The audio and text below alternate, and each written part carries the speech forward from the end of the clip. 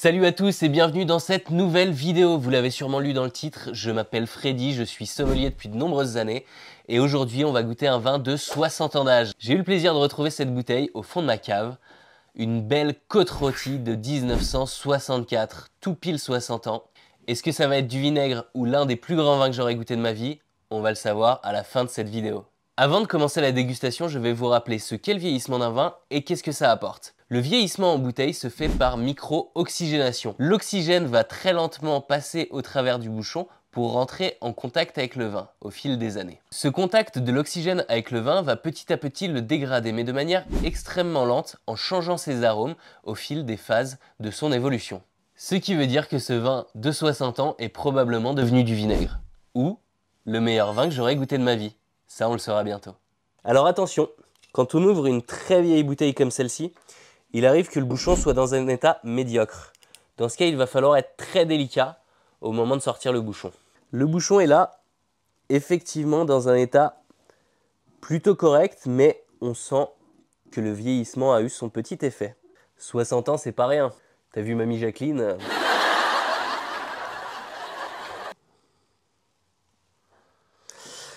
Déjà, à la sortie du bouchon, on devrait avoir une bonne idée de l'état du vin.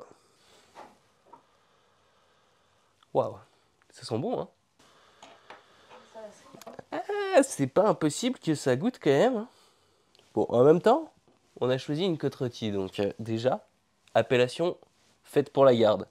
Si chez vous, vous souhaitez faire vieillir des bouteilles de nombreuses années comme celle-ci, 60 ans ça reste beaucoup quand même, il faut faire attention à deux points particulièrement. Le premier, laisser la bouteille allongée afin que le vin soit en contact avec le bouchon et que le liège ne sèche pas. Si le liège sèche, l'aération va être beaucoup plus importante et le vin va se dégrader beaucoup plus vite. Deuxième point, le conserver à une température qui avoisine les 13 degrés et sans forte variation. On va passer à la dégustation.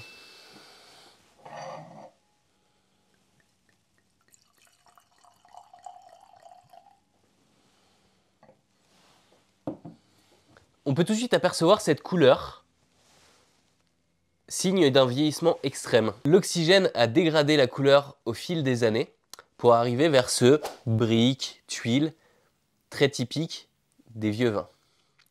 C'est l'un des signes les plus révélateurs de l'âge d'un vin lorsque l'on déguste à l'aveugle. Alors évidemment, l'évolution de la couleur est rarement aussi avancée qu'ici, avec ce vin de 60 ans, mais on peut, sur un vin de 15 ou 20 ans, déjà apercevoir ces reflets légèrement tuilés, légèrement briques. Si tu passes un bon moment et que tu es en train d'apprendre des choses, n'hésite pas à liker, t'abonner à cette chaîne et commenter afin que la vidéo soit bien référencée et que YouTube puisse la mettre en avant. Passons au nez. Waouh! Je m'attendais pas du tout à ça. Une aromatique très surprenante.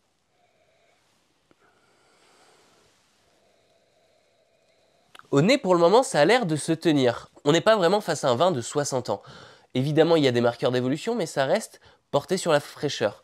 On a ce côté un petit peu fleur fanée, cerise griotte très confite, mais on n'a pas un marqueur d'oxydation extrême comme ce que j'attendais sur un vin de cet âge-là. C'est le moment de vérité, je vais goûter ce vin. Alors, pépite insoupçonnée ou vinaigre, à toi de me dire. N'hésite pas à faire pause à cette vidéo et à me dire en commentaire ce que t'en penses. On va voir ce que ça donne en bouche.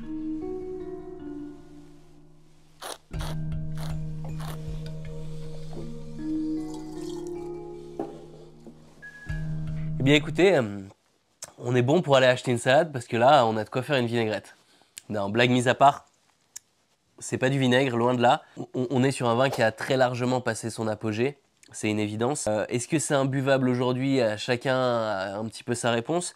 Je dirais que on a un vin qui devient très court, qui va très très peu résister à l'oxygène. Là, d'ici quelques minutes, on n'aura pratiquement plus rien qui va se passer. J'ai eu quand même beaucoup d'espoir pendant le tournage parce que le nez était vraiment super. Maintenant, voilà, un vin de 60 ans, on peut pas non plus en demander quelque chose d'extraordinaire.